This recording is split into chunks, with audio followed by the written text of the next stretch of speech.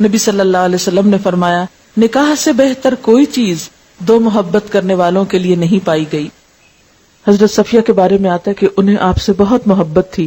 آپ بیمار ہوئے تو انتہائی حسرت کے ساتھ بولی کاش آپ کی بجائے میں بیمار ہو جاتی. لوگوں نے سنا تو حیران ہوئی یہ کیا کہہ رہی ہیں. آپ نے فرمایا یہ دکھاوا نہیں کر رہی, جھوٹ نہیں کہہ رہی, یہ سچ کہہ رہی ہیں. اس سے کیا پتہ چلتا ہے کہ زبان سے بول کر بھی محبت کا اظہار ضروری ہے, کیونکہ دل کا کس کو معلوم. پھر اسی طرح شوہر کا احسان ماننا چاہیے, اس لیے کہ جو بھی کوئی بھلائی کرے اس کا احسان ماننا ضروری ہے, لیکن شوہر کی بھلائی تو ہر انسان کی بھلائی سے بڑھ کر ہوتی ہے, اس لیے اس کو وقتاً فوقتاً احساس دلانا چاہیے. اب دیکھیں کہ جب کوئی اور انسان ہمیں کوئی چھوٹی سی چیز بھی دے تو ہم کتنے شکر گزار ہوتے ہیں. شوہر قیمتی سے قیمتی تحفہ بھی لائے تو ہم کہتے ہیں یہ کیا لائے. بعض اوقات دیکھا گیا کہ عورتیں ہر وہ چیز جو شوہر گھر میں لے کر اس میں ضرور نقص نکالتی. پھر اسی طرح اپنے انداز سے, اپنی گفتگو سے, اپنی باتوں سے بھی شوہر کو خوش رکھنے کی کوشش کرنی چاہیے. نبی صلی اللہ علیہ وسلم نے فرمایا جس عورت نے اس حال میں انتقال کیا کہ اس کا شوہر اس سے راضی اور خوش تھا تو وہ جنت میں داخل ہوگی. لیکن صرف زبان کی بتائی ہوئی باتیں کافی نہیں, پھر جب تک انسان کا عمل بھی ساتھ شریک نہ ہو. شوہر کا احسان ماننا چاہیے, اس کی شکر گزاری کرنی چاہیے. حضرت اسماء کہتی ہیں کہ ایک بار نبی صلی اللہ علیہ وسلم میرے پاس سے گزرے, میں اپنی سہیلیوں کے ساتھ تھی, آپ نے ہمیں سلام کیا اور ارشاد فرمایا تم پر جن کا احسان ہے ان کی ناشکری سے بچو.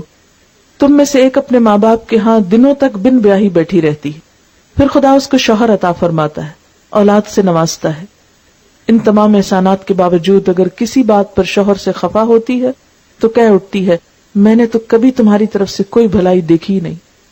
اکثر عورتیں یہ کہتی ہوئی سنائی دیتی اس گھر میں آ کے تو قسمت بھی پھوٹ گئی, کوئی خوشی نہیں دیکھی آج تک. حالانکہ ایسا نہیں ہوتا. مشکل یہ ہے کہ جب غم آتا ہے تو سب خوشیاں بھول جاتی ہیں. تو انسان کو عدل و انصاف سے کام لینا چاہیے اور ایسی بات زبان سے نہیں نکالنی چاہیے کہ جس سے ناشکری ٹپکتی ہو. نبی صلی اللہ علیہ وسلم نے فرمایا خدا قیامت کے روز اس عورت کی طرف نظر اٹھا کر نہ دیکھے گا جو شوہر کی ناشکری ہوگی, حالانکہ عورت کسی وقت بھی شوہر سے بے نیاز نہیں ہو سکتی. شوہر کی خدمت کر کے خوشی محسوس کرنی چاہیے. نبی صلی اللہ علیہ وسلم کے ساتھ حضرت عائشہ کا معاملہ یہ تھا کہ وہ آپ کے کپڑے دھوتی, سر میں تیل لگاتی, کبھی کنگھی بھی کر دیتی, خوشبو لگا دیتی. حالانکہ یہ کام شوہر اپنے خود بھی کر سکتا ہے, لیکن باہم تعلق کو خوشگوار بنانے کے لیے چھوٹے چھوٹے دوسرے کے کام کر دینا یہ ضروری ہے. اسی طرح شوہر کے گھر بار مال اسباب کی حفاظت بھی عورت کے ذمہ. شوہر تو باہر چلے جاتے ہیں, اس لیے گھر کی نگرانی عورت کی ذمہ داریوں میں سے ہے. آپ صلی اللہ علیہ وسلم نے فرمایا قریش کی عورتیں کیا ہی خوب عورتیں ہیں, بچوں پہ نہایت مہربان, شوہر کے گھر بار کی انتہائی حفاظت کرنے والی. یہ اچھی عورت کی خوبیاں ہیں. نبی صلی اللہ علیہ وسلم نے فرمایا مومن کے لیے خوف خدا کے بعد سب سے زیادہ مفید اور باعث خیر نعمت نیک بیوی ہے.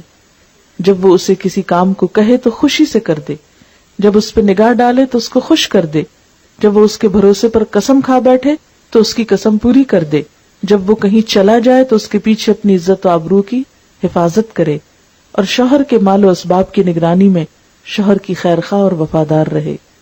صفائی, سلیقہ, آرائش, زیبائش, زیب و زینت کا اہتمام شوہر کے لیے یہ بھی پسندیدہ ہے.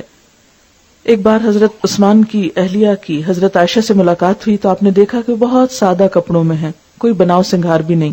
تو پوچھا کہ کیا تمہارے شوہر کہیں باہر گئے ہوئے ہیں؟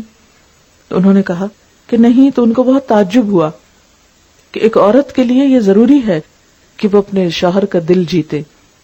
ایک بار ایک صحابیہ حضور صلی اللہ علیہ وسلم کی خدمت میں حاضر ہوئی, اپنے ہاتھوں میں سونے کے کنگن پہنے ہوئے تھے. آپ نے ان کو پہننے سے منع کیا تو کہنے لگی یا رسول اللہ صلی اللہ علیہ وسلم اگر عورت شوہر کے لیے بناؤ سنگار نہ کرے گی تو اس کی نظروں سے گر جائے گی.